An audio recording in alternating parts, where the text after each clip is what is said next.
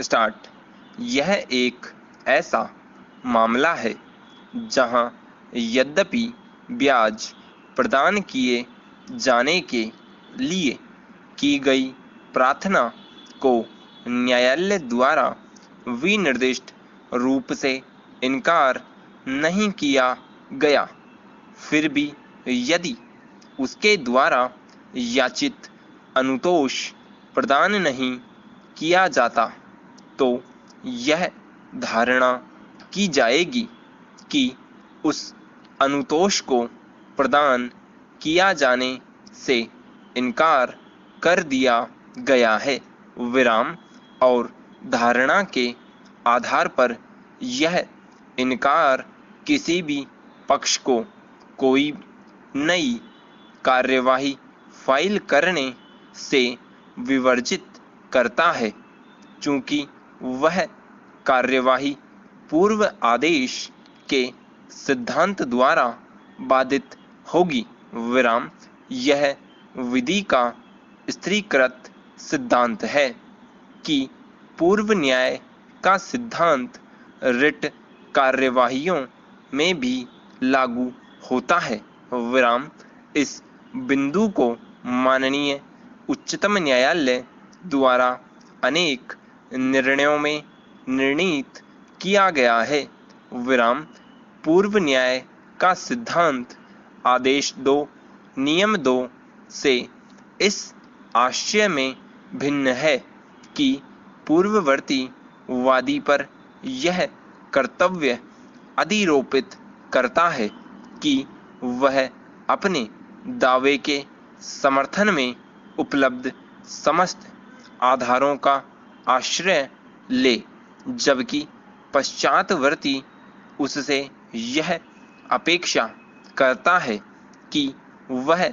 इसी स्पष्टीकरण से उत्पन्न समस्त अनुतोषों के लिए दावा करें, विराम। चूंकि याची ने पूर्ववर्ती रिट याचिका में समस्त अनुतोषों के लिए दावा किया है और अनुतोष का अत्यधिक बड़ा भाग उसको प्रदान नहीं किया गया, विराम। यह धारणा की जानी चाहिए कि पूर्ववर्ती निर्णय द्वारा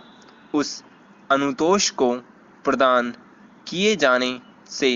सिविल प्रक्रिया संहिता की धारा 11 के स्पष्टीकरण के क्रियान्वयन द्वारा इनकार किया गया है और यह दोनों ही कार्यवाहियों में प्रत्यक्षतः और सारभूत रूप से अंतर्वलित विवादक था और है, विराम। धारणा के आधार पर पूर्ववर्ती निर्णय में किसी अनुतोष को प्रदान किए जाने से इनकार उसी अनुतोष को प्रदान करने से यदि किसी पूर्ववर्ती कार्यवाही में धारणा के आधार पर प्रदान किए जाने से इनकार कर दिया गया हो तो न्यायालय की अधिकारिता को विवर्जित करता है, विराम। संक्षेप में मामले के तथ्य यह है कि याची बैंक ऑफ इंडिया में अधिकारी था और उसको वर्ष 2014 में अनिवार्य रूप से सेवानिवृत्त कर दिया गया, विराम। चूंकि बैंक प्राधिकारियों ने उसके पक्ष में छुट्टी नगदीकरण का संदाय नहीं किया, उसने 2015 में